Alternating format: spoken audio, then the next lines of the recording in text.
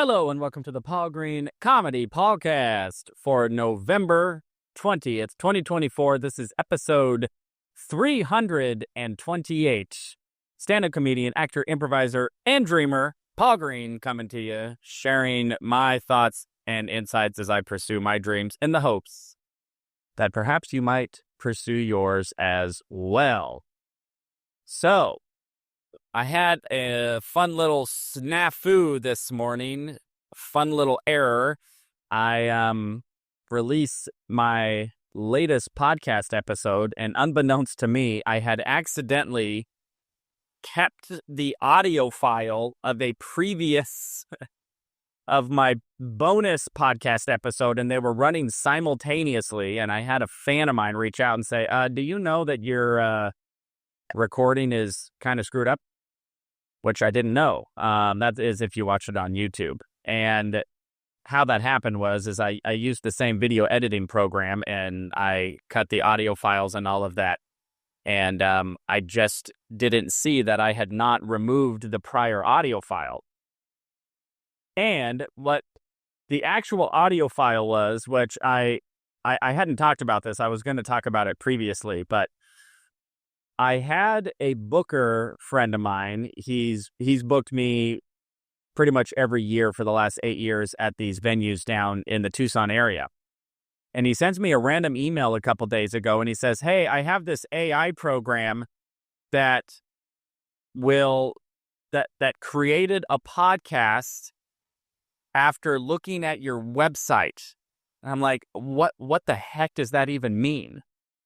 And so he sends me this audio file, and the audio file is a man and a woman talking about me with only the information that they could garner from my website. And the voices sounded so realistic. Like, if you were just listening to it, you wouldn't even know it was just two AI-generated voice bots, a man and a woman just talking back and forth, having a very intellectual discussion about who is this Paul Green? Well, it says here on his website that he's quirky and weird and funny. So what could that mean when he says quirky? And then the woman would be like, well, that could mean a lot of things. It really just has to do with his comedic style. And they're having a complete and total speculative dialogue, all computer generated, and just because they have the capacity to read the text on my website, this AI program. And it was a little scary, and also really fascinating, and also very informative, because it was like giving me a glimpse of maybe what regular human beings are thinking when they visit my website. Because, the AI is really just drawing on the accumulation of human experience that has been inputted into their algorithm, into their system. And what was funny is, the AI doesn't actually know me and hasn't ever actually seen me do comedy. But the AI was generating these questions that they were asking amongst each other. Again, the man and the woman AI voice, about who I might be and what my comedy might be like. And the funny thing is, I was like, just watch a video. It'll answer that question. For example, on my website, I talk about how I incorporate improv and music. And the AI was like, that's really interesting. That makes it feel like this show is going to have a lot of variety. A lot of comics will have a very tight-knit scripted act, but it sounds like Paul Green is willing to go off script and to have crowd interactions, which really makes the show unique and a one-of-kind of experience. And my website actually says, like, that a show is a once-in-a-lifetime experience because I'm so interactive and do so much improv that it literally is that. The improvisations that happen in those, in one particular crowd is going to be totally different each show.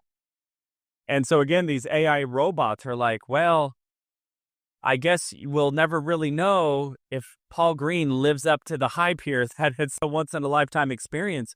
You'll just have to go and see.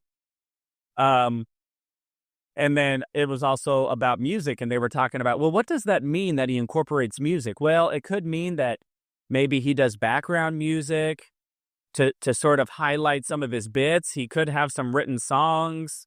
Yeah, we would really need to, to dive deeper in his act to really understand how music plays a part in his stand-up. I don't know. It just blew my mind to hear two AI robots speculating about who I might be as a comedian on a stage, and that a lot of the questions they were asking are actually very apropos. And it got me to thinking, first of all, like, how could I tweak my website so that the next time AI robots read it, it's a lot more clear what my stand-up is and what my brand is and what people can expect from a show. And another interesting thing they did is I have a calendar of events on my show, on my website, of like my upcoming shows and the venues. And the AI picked up on that and was reading my calendar of events. Just like, well, it looks like he's got a good mix of venues here. He's got some traditional comedy clubs and then also some interesting venues. So that just goes to tell us that, Paul is, he's maybe able to appeal to a lot of different audiences. And the guy just says, yeah, or maybe he just hasn't found his audience yet. And, a lot of comedians, they have to search to really find where they fit in. And it was just, I don't know, it blew my mind. But then they were like, well, he looks like he's performing at JP's Comedy Club. So, he's obviously has gained some trust, but then he's going to be at the American Legion. Whoa, that's a very different type of audience. I don't know. It really just was a fascinating experience that, first of all, we live in a time of age where there are AI robots who you can just have them go look at a website and they will generate a 2-person podcast conversation all about what they're seeing on that website, and that they're intelligent enough to formulate complete sentences, ask intriguing questions, and speculate about what it is that they're looking at. And it was also just very informative to go, oh, okay, if this is what the AI is thinking and the types of questions the AI has, then maybe those are the types of questions that regular humans will have when they come to my website. And it's just giving me some ideas of how I could spruce up the ad copy on my website. But anyway, that's all a long explanation to say that audio file, I actually created a special episode of the Paul Green Comedy PaulCast, and I posted that AI conversation, but that audio clip ended up playing simultaneously over the actual episode that I recorded last night. So my apologies to anybody who heard that and was like, why are there 2 podcast audios playing simultaneously? Just a little glitch in the matrix. But it was pointed out to me by a fan. I was able to pull that episode down with the double audio file and correct it and repost. So fascinating stuff, though, to know that there is now AI robots who have some opinions about Paul Green and my brand. So with that, let's dive into my show tonight. So tonight, I had a short set at Rick Bronson's House of Comedy, which is a venue here in the Phoenix area. Really great venue. They do a fantastic job. It's a newer, it feels newer. It's a clean club. It's modern. They do a great job with the audio visuals. When you walk in, the whole back of the stage is a gigantic digital screen, and they're flashing, graphics and videos and memes and social media stuff, all kinds of great stuff on that screen when the audience walks in, which really creates a professional ambiance. It just makes the venue feel like, okay, a lot of thought has gone into the audio-visual experience of this club. And, having a multi-screen digital backdrop. It's one of those screens where it's like 12 televisions or whatever, all sort of in a square, and it's all kind of synced together. You know what I mean? And the show was more of a showcase type show. So there was maybe 7 or 8 comics. We all did 7 minutes. It was a great experience for me because it was the first time that the actual booker of the club booked me on a show. So I had mentioned before, but I had done some shows at this venue before, but they were independent shows, and I was booked by the independent producers of the show. So the actual club itself didn't know me from Adam. And the whole reason I even met the booker was because I had agreed to do a show back on Halloween where I dressed up like Lord Voldemort and pretty much just roasted the crowd as Lord Voldemort. And what's interesting about that is when the comedian who booked me on that show asked me to do it, I initially was just going to say no. I wasn't super excited about doing that, but it just goes to show you, and I have to remind myself about this all the time, and that is so much of pursuing a dream is just being willing to say yes and show up. Because, believe it or not, as many people as there are out there who say they have a dream or say they want to do something, you would be absolutely shocked how few actually show up for opportunities that are given to them. Even tonight, on tonight's lineup, there was like 8 comics. The final comic, who was supposed to be the headliner and do the most time, didn't show up. And the booker who booked the show actually had to go up and fill in his spot and close out the show. And it sounded like there was no explanation for it. It wasn't like the comic called in. The booker just said, yeah, guy didn't show. Now, I don't want to put my foot in my mouth. Something bad could have happened, but I'll tell you what, more often than not, when somebody doesn't show, they didn't show just because they didn't want to show. And just got lazy, had other priorities, just didn't care enough. And I'll tell you what, that comic will probably never get booked again, at that club at least. And that just blows my mind. It blows my mind that would happen. Now, don't get me wrong, I've had to cancel shows before, due to a scheduling conflict or something comes up, but like, you at least have the professional courtesy to call the booker and be very apologetic and just go like, oh my gosh, I'm so sorry. This thing has come up. I actually had to do that 2 days ago. I had booked a couple shows in February or I said that I was available, but I had missed something that I forgot to put on my calendar that would conflict with one of those February dates. And the first thing I did when I realized that is I texted the booker and said, oh my gosh, I'm so sorry. I double booked those dates in February. Now, keep in mind, this is 3 months out. Like, I'm going to give that booker as much time as possible to rebook the spot. Because if you're a booker of a comedy club, my gosh, it is so much work to get quality talent who can show up, who can do a good job, who are professional, who are funny, who aren't going to show up drunk or high or, whatever, and are going to be respectful and who are funny. And you know, if you're going to be successful pursuing any dream, um, being the type of person that people want to work with is so crucial.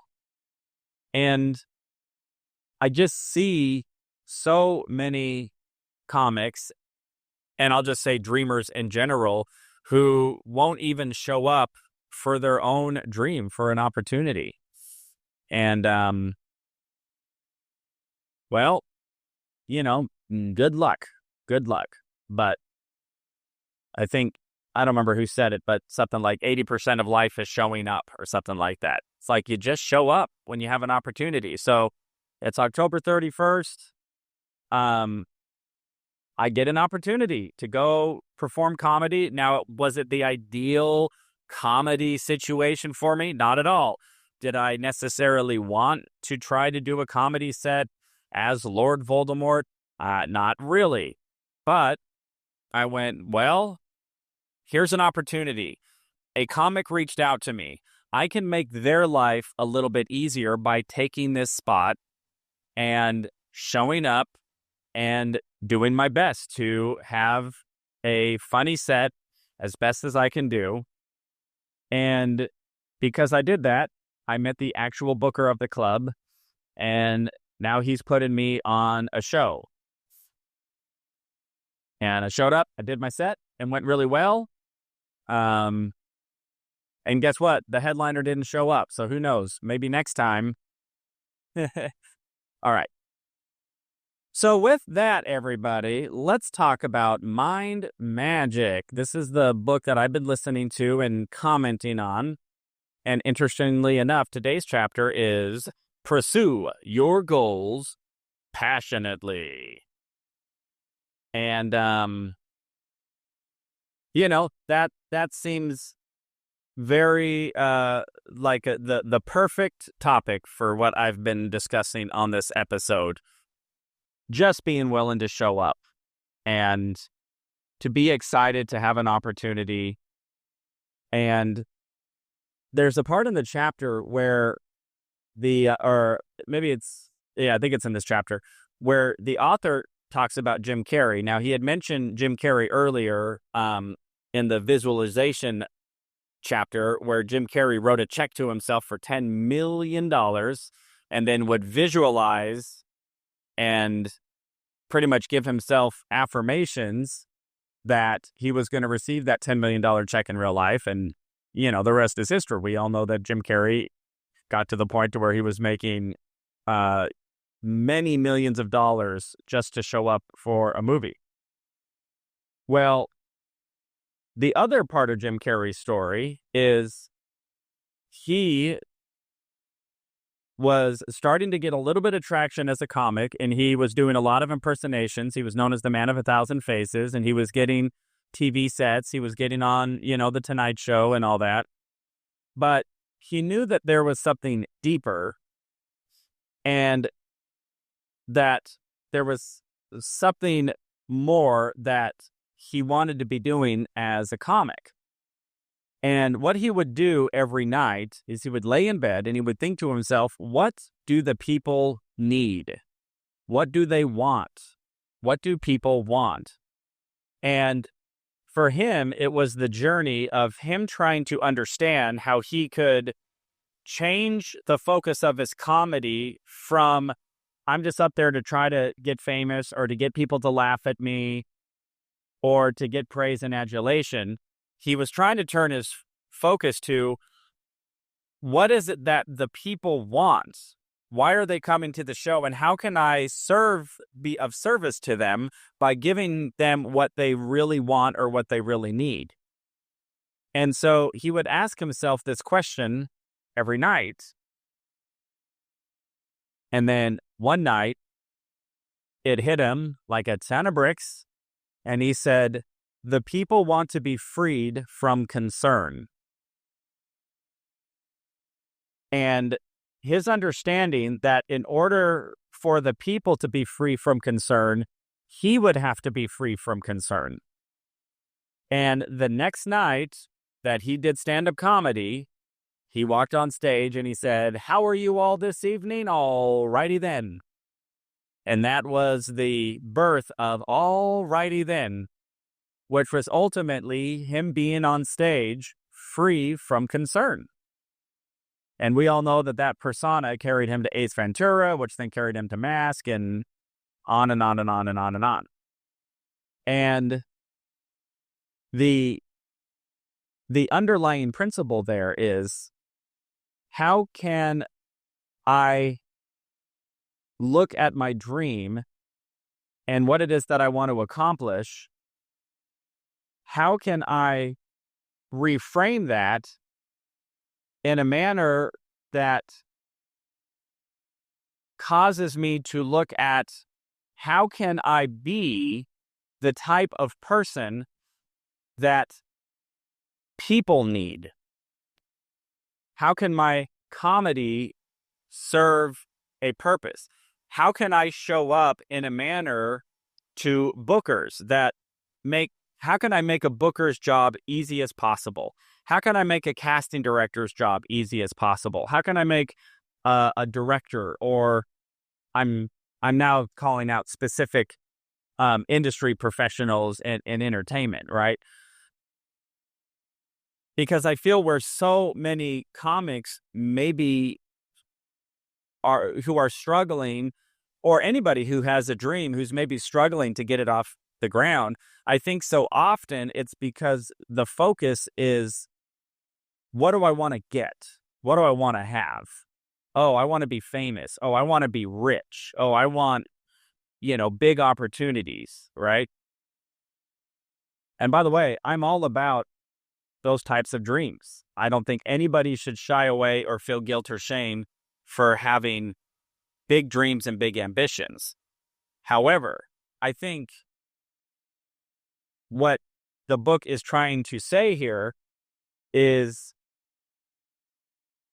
the best and most effective way to bring those dreams into manifestation is to take that mindset of, well, if I want to be, let's say, extremely wealthy, how can I become the type of person that is so valuable to other people that they are more than willing to share their wealth with me? Or if I want to be famous, great. Maybe the question to ask is, how can I serve the most amount of people with my art or whatever it is that I am giving to the world, that the most amount of people will benefit from it and therefore want to follow me, or watch me perform, or whatever the case may be. So what is your dream? If your dream is you want to have a long-term romantic partner and build a family with them, great. So then maybe the question is, how can I become the type of person that somebody who would want to build a life would want to build that life with me? So that's what I have been really thinking about, because truthfully, I think I've been a little more on the self-serving side of things, on a little bit more of the, I want to get big, I want to be successful, I want to do all of these things, which again, great. But where I think maybe I could use a little more focus is me thinking, how can I become the type of person that is so easy to work with and is so entertaining and is so easy to follow and to come see perform, and is, that I kind of be the type of performer to where the people in the audience are so glad that they're there and that they feel elevated and they feel laughter and they feel connection and they feel all of the wonderful things that people want to feel when they come see a comedy club. or come see a comedian. And being willing to pursue our goals passionately in the manner that is less about the getting what it is that we want, but showing up in the manner of, I am going to become the type of person that receives those types of opportunities or experiences, or receives that wealth, or receives that fame, or receives that success. And the reason I'm receiving that success is because I have become the type of person to where other people can't help but support and follow and, and share their income to either, see you perform, or to buy your book, or to buy your class, or, if your dreams are, you want to have a successful job in the corporate world, it's like, cool, well, how can you become the type of employee that any boss or any company owner or manager or hiring manager would just be so thrilled to death that you are the one that they're interviewing, because you're going to be the person who's going to solve all of the problems that they have, as opposed to just going in there like, yeah, I'm just looking for a job because I need money. So it's a little twist of focus and a little twist of mindset, but I think really diving into that framework and that frame of mind can only yield positive results. So that's what I'm going to be focusing on here, taking some time to really look into that. And hopefully that maybe sparks some thoughts and insights in all of you as well. All right, everybody, I am going to call it good for tonight. This has been the Paul Green Comedy PaulCast for November 20th, 2024, episode 328. I hope you're doing well. Your dreams are coming true. I love you all so much, and I will talk to you tomorrow.